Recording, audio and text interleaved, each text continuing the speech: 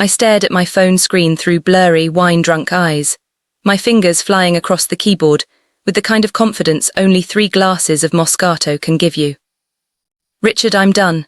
Done with your condescending comments, done with you taking credit for MY ideas, done with you making me work until midnight while you leave at 4 for golf.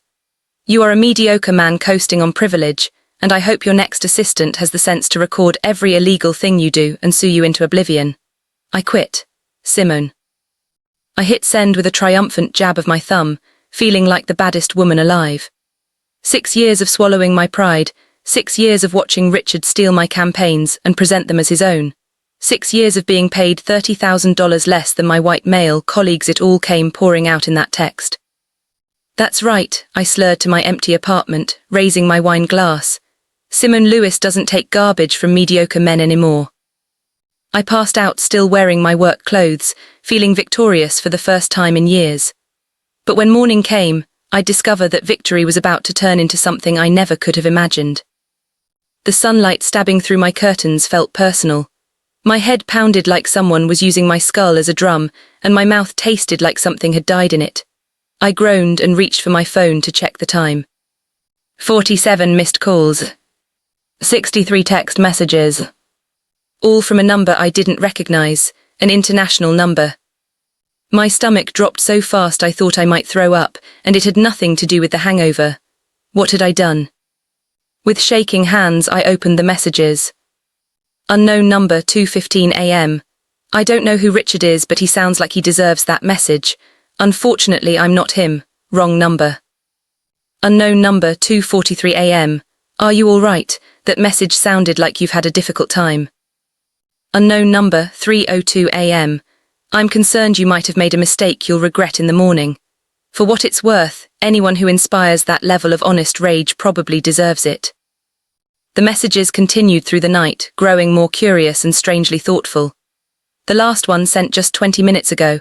If you're awake and mortified, don't be. I haven't been spoken to that honestly in 10 years. It was refreshing. I hope you're not too hungover. Drink water. Oh my God, I whispered, horror washing over me. Oh my God, oh my God, oh my God. I typed with trembling fingers. I am so sorry. That was absolutely meant for my boss, not you. I'm completely mortified. Please delete that and forget you ever saw it. I apologize profusely. The response came within seconds, which somehow made everything worse. Unknown number, why apologize? You were honest. Most people I encounter are incapable of that level of honesty. What field do you work in that inspires such passionate resignation speeches? I blinked at my phone. Who was this person? And why were they being so understanding about a stranger's drunk meltdown? Me, marketing, luxury brand marketing. And I wasn't actually planning to quit, I was just drunk and angry. Now I have to go grovel to my terrible boss and pretend that text never happened. Unknown number, why would you grovel to someone you clearly don't respect and who doesn't respect you? Me, because I have rent and student loans and a need to eat food. Unknown number, fair point, what time is it where you are? Me, 7 a.m, what time is it where you are? Unknown number, 9 p.m, I'm in Seoul, I'm Hyun by the way. Since we've already established this unusual level of candor, we might as well introduce ourselves properly. Me, Simone, and I really am sorry about the text. You seem nice and you didn't deserve to be hit with my drunken rage. Hyun, I found it entertaining. Good luck with Richard, he sounds insufferable. I should have left it there, said thank you and goodbye, and blocked the number to avoid further embarrassment. But something about this stranger's calm responses made me feel seen in a way I hadn't felt in years. That would turn out to be the most dangerous feeling of all. Instead, I dragged myself into the shower, got ready for work, and prepared to face Richard with whatever dignity I could scrape together. Richard was waiting for me when I arrived at 9:15, his arms crossed over his polo shirt, his face red with that specific anger that mediocre white men excel at. My office now. My co-workers, all 12 of them crammed into our open-concept hellscape, looked at me with a mixture of pity and curiosity. Jessica, the only other black woman on the team, mouthed good luck as I walked past. I had no idea how much I'd need that luck. Richard's office smelled like expensive cologne and unearned confidence. Simone, your work lately has been sloppy, unacceptable. The Henderson campaign you submitted yesterday was amateurish at best. My campaign, the one he told me was brilliant 2 days ago before adding his name to it. The Henderson campaign that you presented to the client under your name, I kept my voice level professional. I refined it significantly. Your first draft was barely usable. He leaned back in his chair. I'm putting you on probation, 30 days to improve or you're out, and you'll be taking on Michaela's workload while she's on maternity leave, unpaid overtime, obviously. Something in me snapped. Not dramatically, not with fireworks, just a quiet, calm certainty that I was done. But I had no idea that certainty was about to change everything. Is there anything else? I asked. He blinked, clearly expecting tears or apologies. No, get back to work. I returned to my desk, opened my laptop, and spent my lunch break updating my resume while eating sad desk salad and seething. My phone buzzed. Hyun, how did the groveling go? I don't know what possessed me. Maybe it was 6 years of swallowed words. Maybe it was watching Richard take credit for my work again. Maybe I just needed anyone to hear me. He put me on probation for work he took credit for, then gave me someone else's job on top of my own. No extra pay. I'm so tired of being treated like I'm replaceable. Hyun, you're not replaceable. Anyone who can craft a resignation text that eloquent while drunk is clearly talented. I laughed out loud at my desk, earning curious looks from my co-workers. That's a weird metric for talent. Hyun, I have unconventional standards. What would your dream job look like, Simone from marketing? I stared at that message for a long moment. When was the last time anyone asked me what I wanted? The answer terrified me as much as it excited me. Creative freedom, respect, a boss who doesn't steal my ideas, the ability to take risks without being micromanaged. Fair pay, is that too much to ask? Hyun, no, that's the bare minimum. You deserve all of that. Those words hit me harder than they should have. I barely knew this person, this Hyun from Seoul, but his simple validation made my throat tight with emotion I'd been suppressing for years. The rest of the day dragged. Richard sent me 17 revision requests on a project that didn't need revisions. Jessica caught me in the bathroom at 4. Girl, what did he say to you this morning? You look like you're plotting murder. Probation, extra work, the usual. I washed my hands, avoiding her eyes in the mirror. Simone, you're the most talented person here and everyone knows it. Even Richard knows it. That's why he treats you like that. He's threatened. Threatened people with power are dangerous, Jess. So are talented women with nothing left to lose.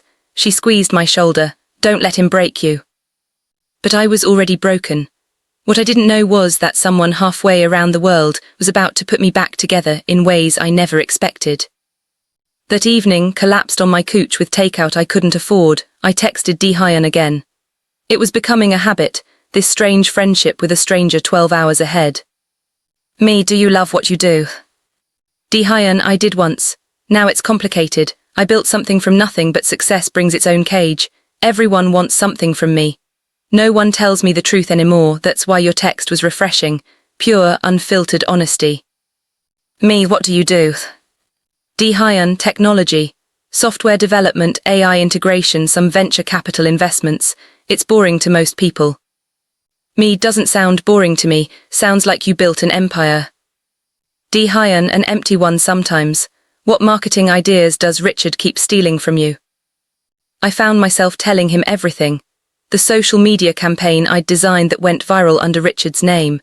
The influencer partnership strategy that won us 3 major clients. The rebrand concept that saved a failing product line.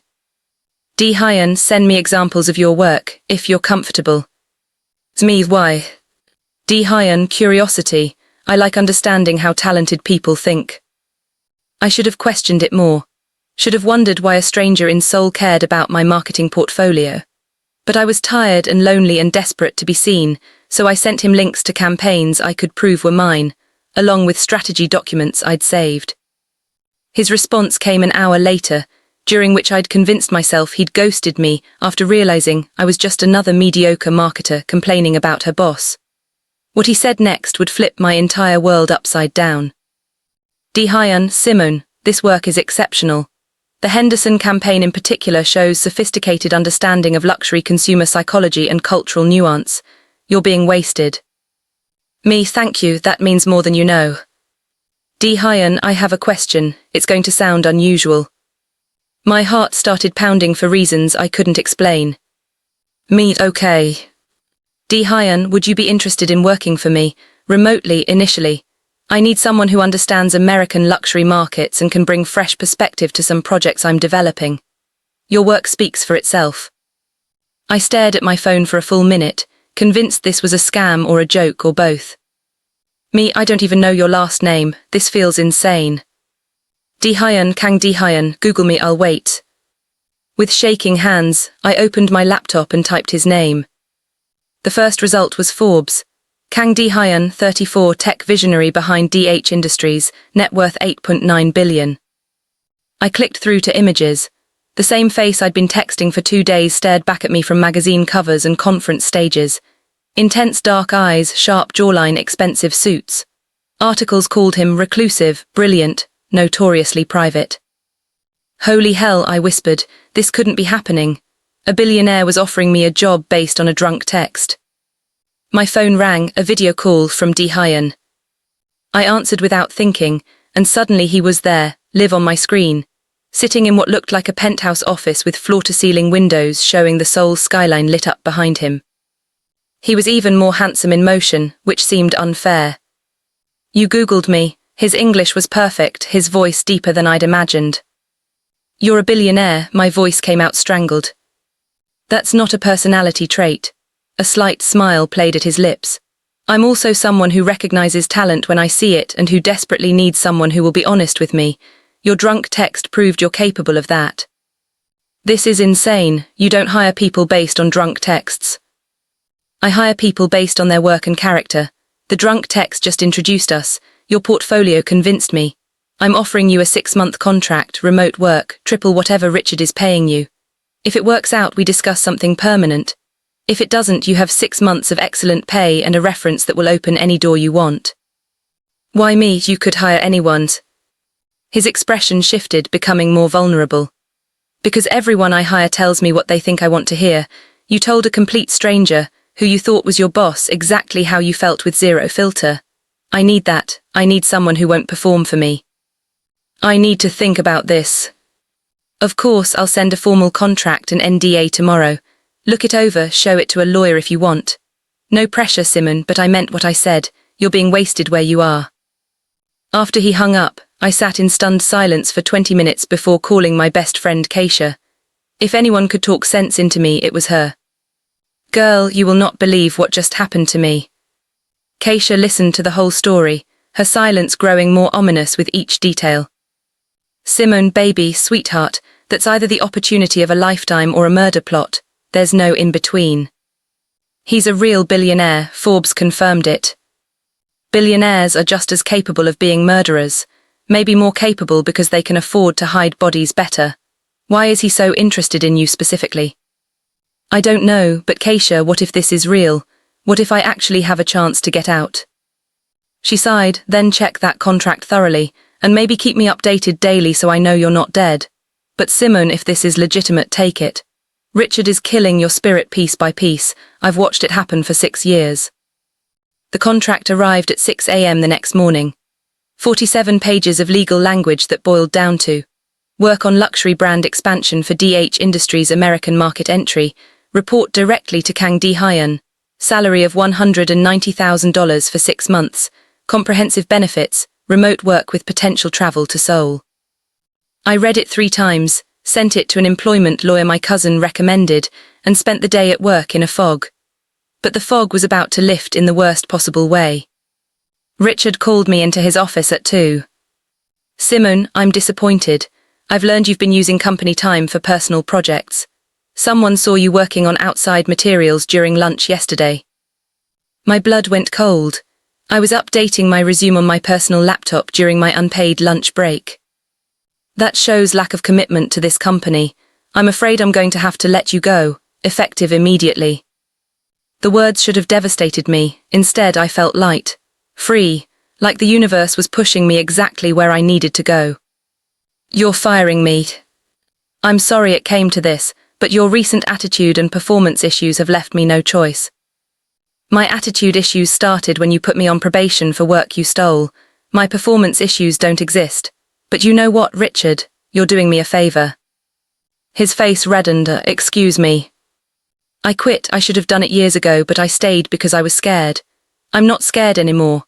And someday, when my name is on successful campaigns and yours is forgotten, I hope you remember this moment. I walked out with my head high, Jessica cheering as I passed her desk. In my car, I called Hyun. He answered on the first ring like he'd been waiting. Simon, I wasn't expecting to hear from you until you'd reviewed the contract. I just got fired or quit, both happened simultaneously. The lawyer says your contract is airtight and fair. I'm in. When do I start? The smile in his voice was audible.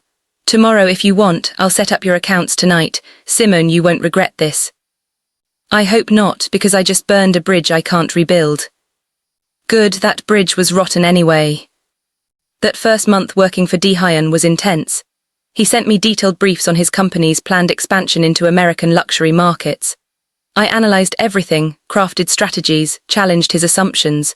We video called almost daily, sometimes for hours. And somewhere in those conversations, something shifted between us that neither of us wanted to acknowledge. I started noticing things. The way he watched me when I talked, his eyes tracking my expressions like he was memorizing them. How he remembered tiny details I mentioned in passing. The gifts that started arriving, a top-of-the-line laptop, ergonomic office chair, designer desk accessories I'd never asked for. Hyun, you don't need to send me things.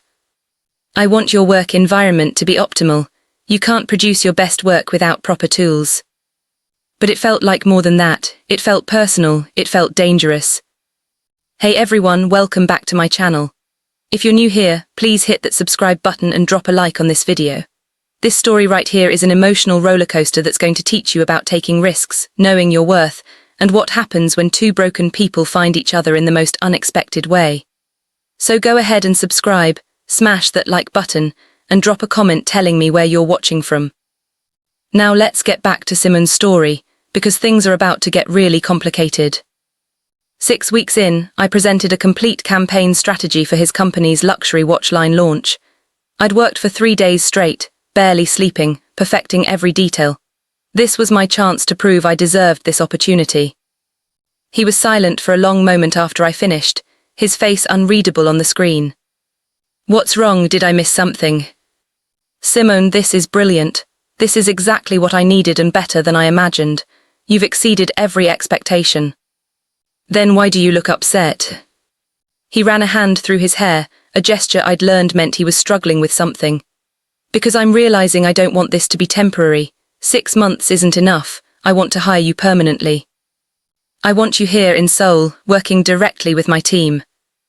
My stomach flipped. That's a huge ask. My whole life is in Atlanta. I know I'm being selfish. But Simon, you're transforming my company's entire approach to branding. I need you here. Say you'll at least think about it. I'll think about it. That night I couldn't sleep. The idea of moving across the world for a job, even an incredible job, felt terrifying, but something else nagged at me. The way Hyun looked at me, the intensity in his voice when he said my name. This was becoming more than just a job, and that realization scared me more than anything. Keisha called at midnight, like she always did when she knew I was spiraling. You still alive? Barely. He wants me to move to Seoul. Of course he does. Simon, I need to ask you something and I need you to be honest. Is this still just professional? I was quiet too long.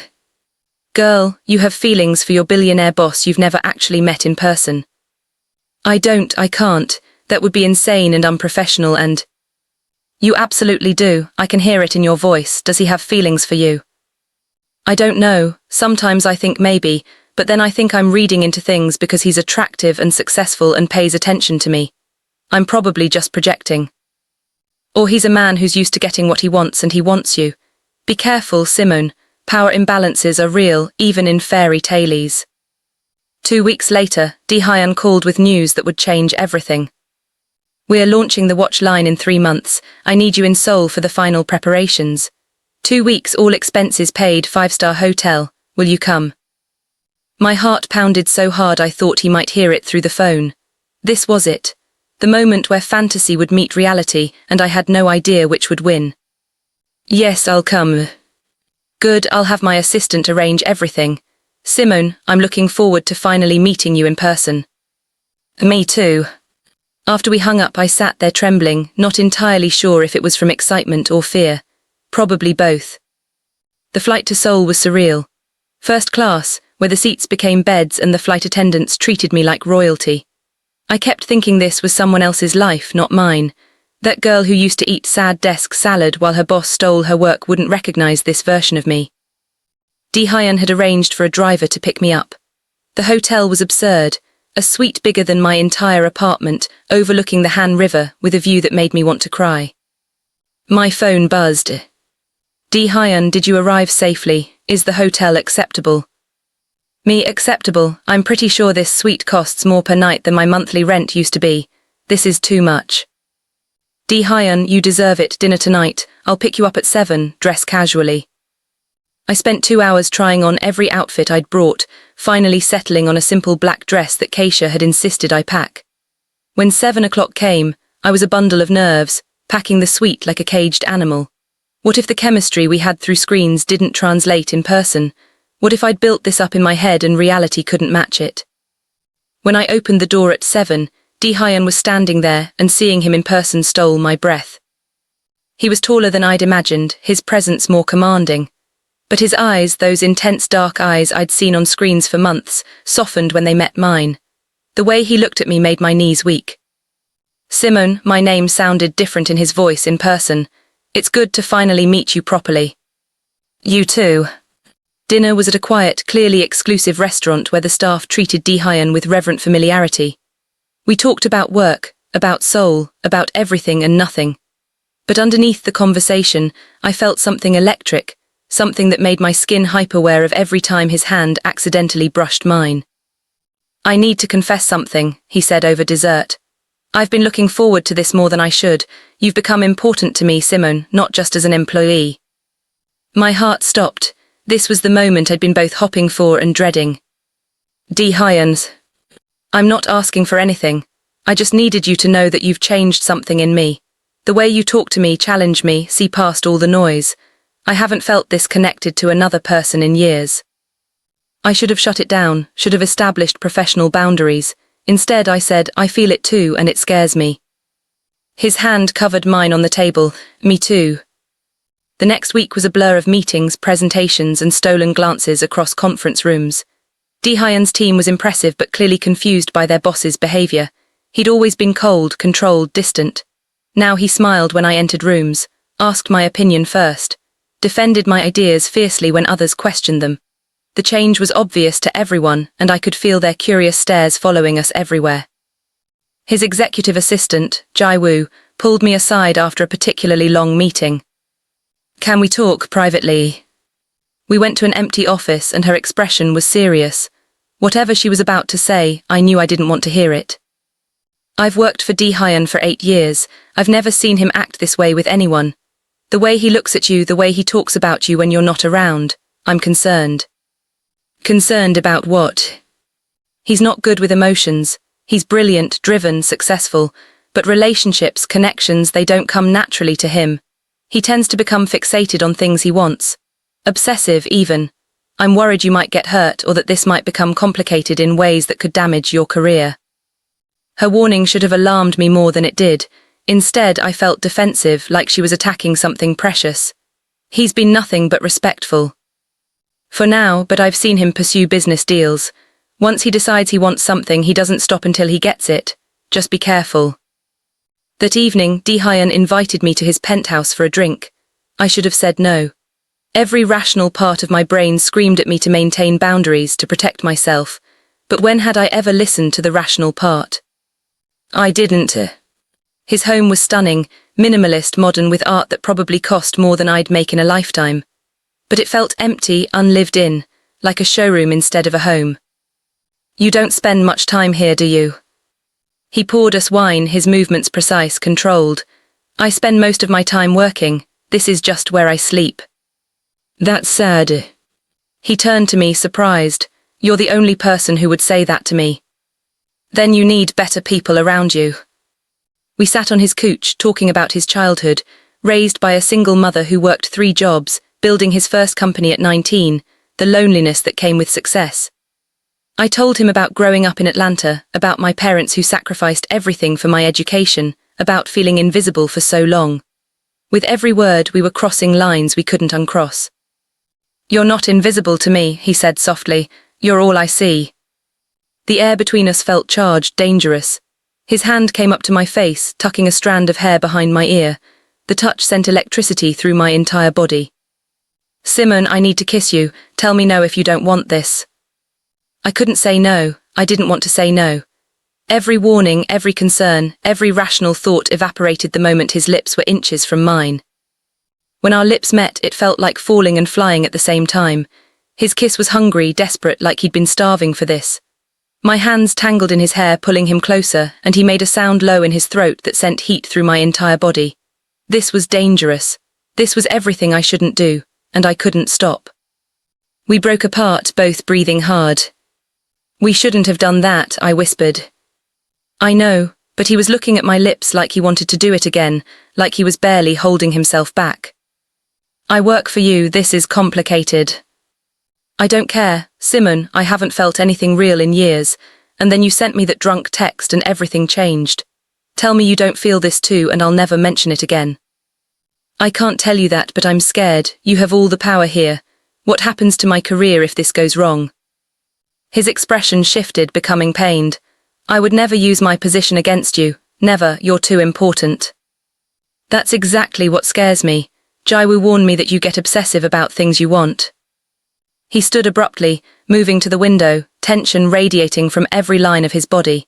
The shift from passion to distance happened so fast it gave me whiplash.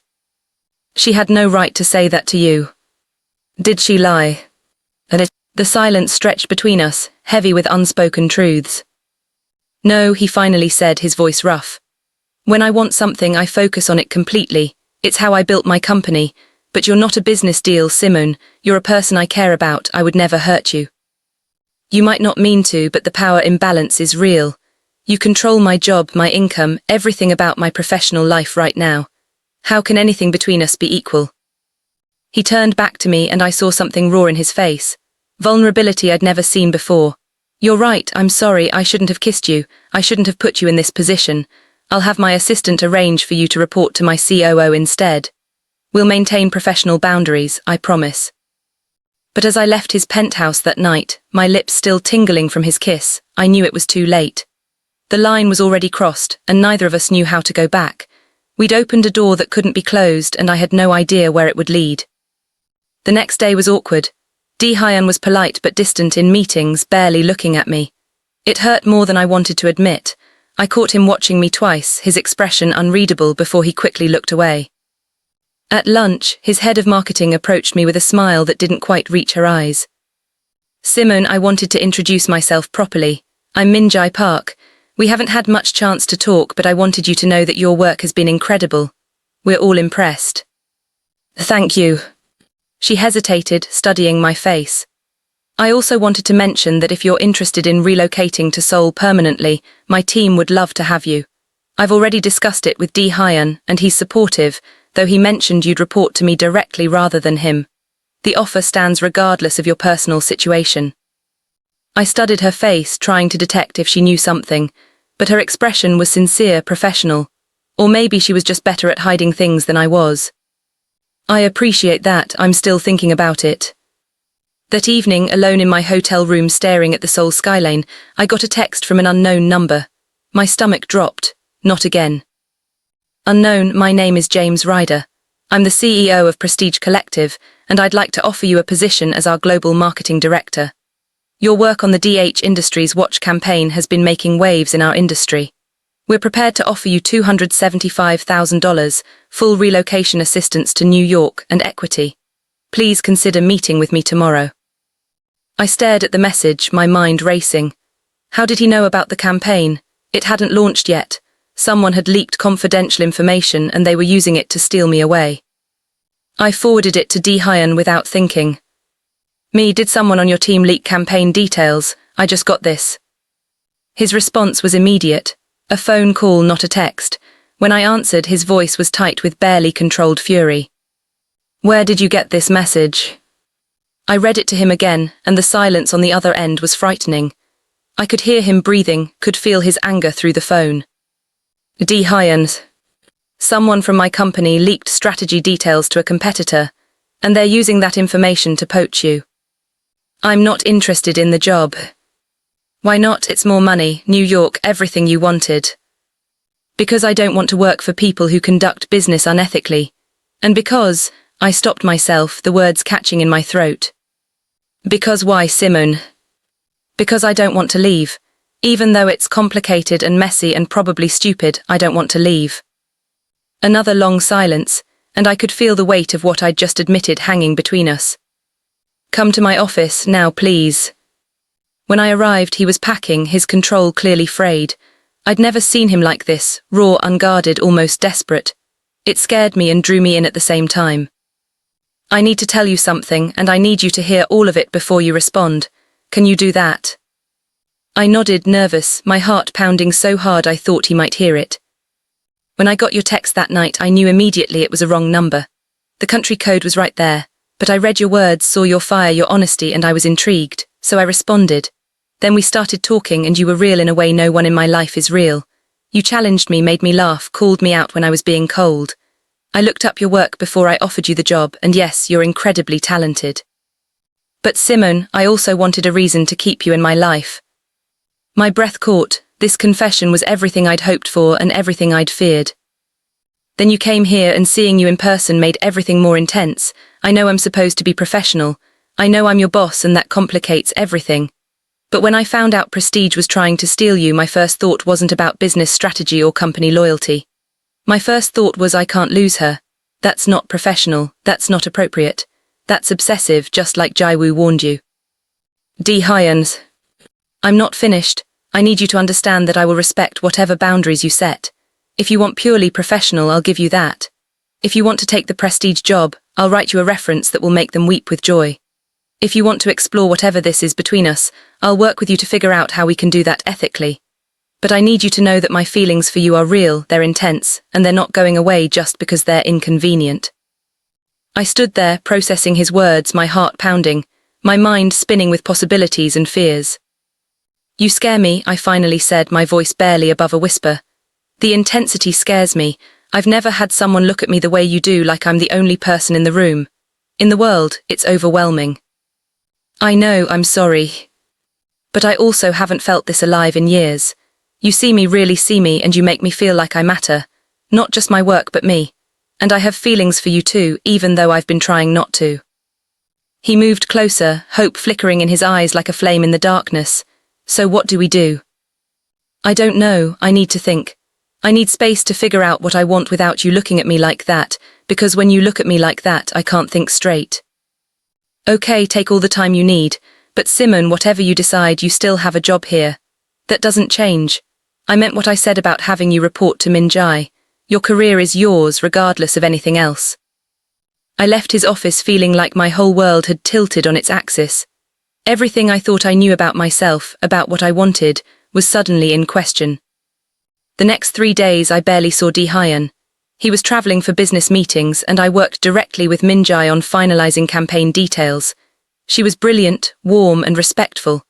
I could see myself working for her long term, but every moment he was gone, I felt his absence like a physical ache. But I missed him, missed our daily video calls, his dry humor, the way his face softened when he smiled at something I said. The realization terrified me. On my last night in Seoul, I made a decision, one that would change everything. I showed up at his penthouse unannounced. He answered the door in jeans and a t-shirt, looking more relaxed than I'd ever seen him. More human, more vulnerable. Simone, is everything okay? I'm going back to Atlanta tomorrow, and we need to talk. He let me in, tension radiating from him as we stood in his living room, the Seoul skyline glittering behind us. I'm not taking the Prestige job. I want to stay with DH Industries, working under Min Jae like you suggested. But I'm not ready to move to Seoul permanently yet. I need more time. He nodded, his expression carefully neutral, but I could see the disappointment in his eyes. I understand. I'm not finished. I also think we should explore this, whatever this is between us, but slowly, with boundaries. No more boss-employee dynamic since our report to Minjai. No using your position to pressure me. And we need to be honest about when things feel unhealthy or too intense. You want to try with me? I want to try. You terrify me, Di-hyun. Your intensity, your focus, the way you look at me like I'm everything. But you also make me feel valued and seen and alive. I think you're worth being terrified for. He crossed the room in 3 strides, cupping my face in his hands, his touch gentle despite the intensity in his eyes. I promise I'll work on being less intense. I'll give you space when you need it. I'll be better at boundaries, just don't leave. I'm not leaving, I'm just going home for a while. We can video call like before. And it won't be the same, not now that I know what it feels like to have you close.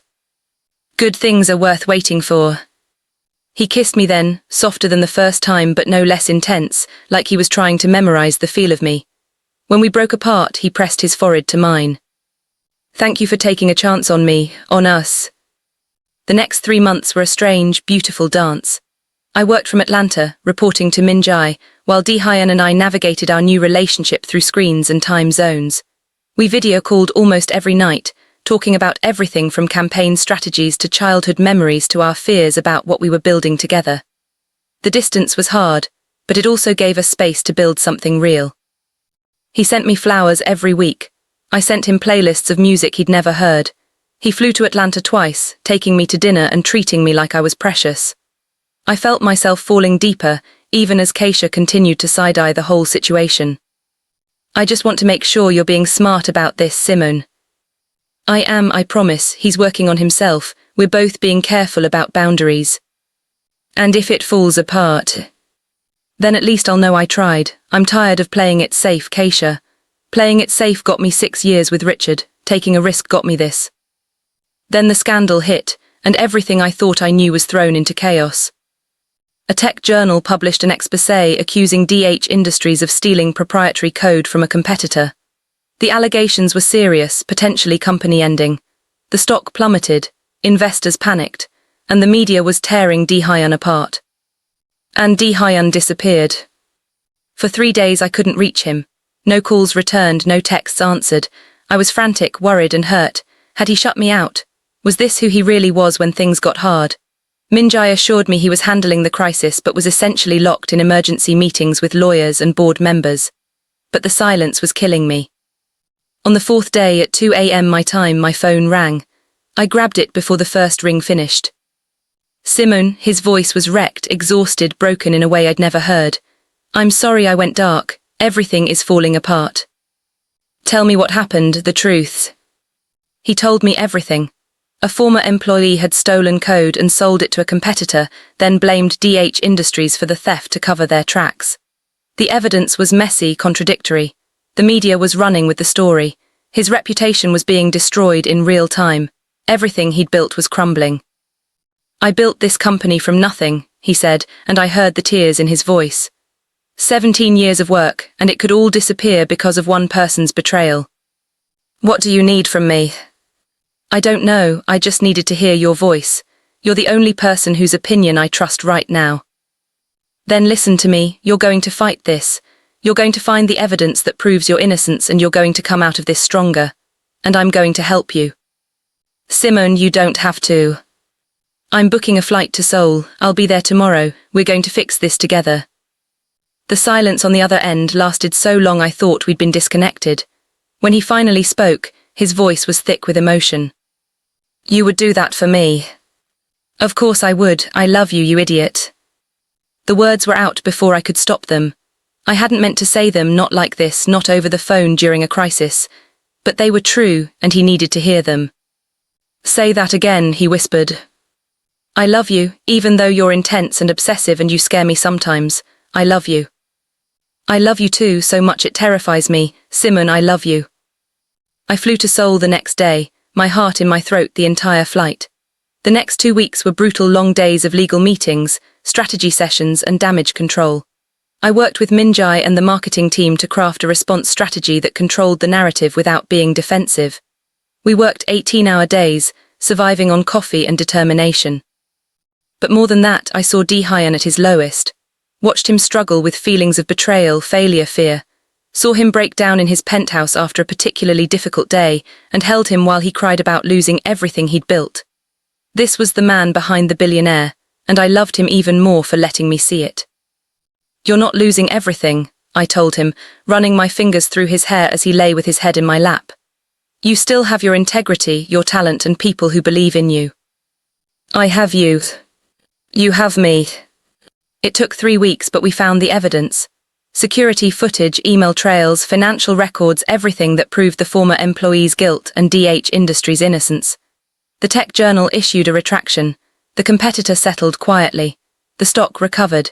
Victory should have felt sweet, but Dehyun seemed more troubled than relieved.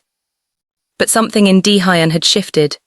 That night, after the crisis was officially over, we were alone in his penthouse, the weight of exhaustion and relief settling over us. "I need to tell you something about myself, something I've never told anyone." I took his hand, waiting, giving him the space to be vulnerable. "When I was 8, my mother left my father and me with nothing, just disappeared one day. My father fell apart, started drinking. I spent years trying to be good enough, successful enough, perfect enough that she'd come back. She never did. I built this company partly to prove to her that I was worth staying for." Dehyun, my heart broke for the little boy he'd been. "I realized during this crisis that I've been doing the same thing with you. Holding on too tight, being too intense, because I'm terrified that if I'm not perfect, if I'm not enough, you'll leave too. That's not fair to you. That's not healthy." Tears ran down my face as I understood the depth of his pain. "I'm not your mother. I'm not leaving because things got hard. I'm here because I choose to be here." "I know, but I need to work on that fear. I need therapy, probably. I need to trust that you're with me because you want to be, not because I've somehow trapped you with intensity or money or whatever else. I think that's really brave, and I'll support you through that work if you let me." "You'd stay, even knowing how broken I am." "You're not broken, you're human, we're all carrying something. And yes, I'll stay. But I need you to trust me enough to be honest when you're struggling instead of just gripping tighter."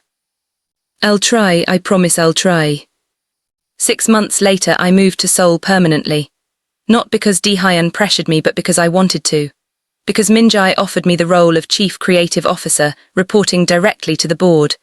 Because I'd fallen in love with the city, the team, the life I was building. Because I'd finally found where I belonged. Dehyun and I went public with our relationship, which caused a media frenzy that lasted for weeks. But by then, I'd proven myself so thoroughly that no one could claim I'd slept my way to success. My campaigns had won international awards. Revenue in the American markets had tripled. I'd earned my place through talent and hard work.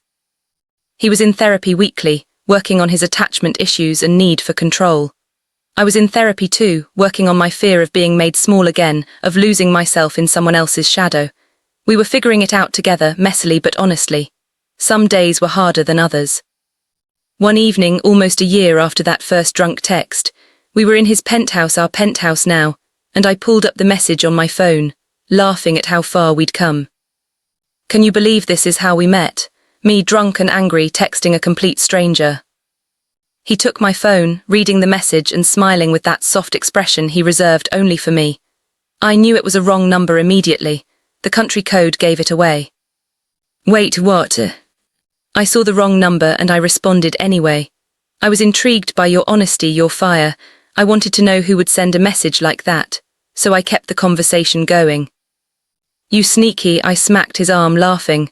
"You let me think I'd mortified myself for days." "You had mortified yourself, I just chose not to tell you I knew." He pulled me close, wrapping his arms around me like he still couldn't quite believe I was real. "Best wrong number I ever received." "You're absolutely insane, you know that." "Only for you, I promised you I'd work on the obsessive intensity thing." "How's that going?" "Terribly, I'm completely obsessed with you and not even remotely sorry about it."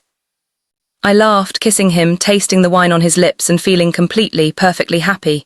"Good, because I'm pretty obsessed with you too." And thank God for drunk texts and wrong numbers. Thank God for Korean billionaires with terrible boundaries and big hearts. We stood there looking out at the Seoul skyline, two people who'd found each other in the most unexpected way and chosen each other every day since. It wasn't perfect. We still fought about his intensity and my fear of losing myself. We still struggled with the public scrutiny and the pressures of our careers. Some days were harder than others, and we were both still learning how to be vulnerable without being broken. But it was real, it was ours, and I wouldn't change a single thing. Not even that drunk text that started it all. Because sometimes the best things in life come from our biggest mistakes. Sometimes the person you're meant to find is on the other side of a wrong number. And sometimes, love means being terrified together and choosing each other anyway. So there you have it, one drunk text that changed everything. If you enjoyed Simon and Dehyun's wild journey, please hit that like button and subscribe if you haven't already. Your support means the world to me. Now I want to hear from you. Have you ever sent a text to the wrong person that ended up changing your life? Or would you take a chance on love with someone whose intensity both scared and excited you? Drop your thoughts in the comments below. I read every single one. And if you're craving more emotional rollercoaster stories like this, check out the video I'm linking above. Trust me, you don't want to miss it. Until next time, remember to take those risks, know your worth, and never be afraid of unexpected connections. See you in the next one.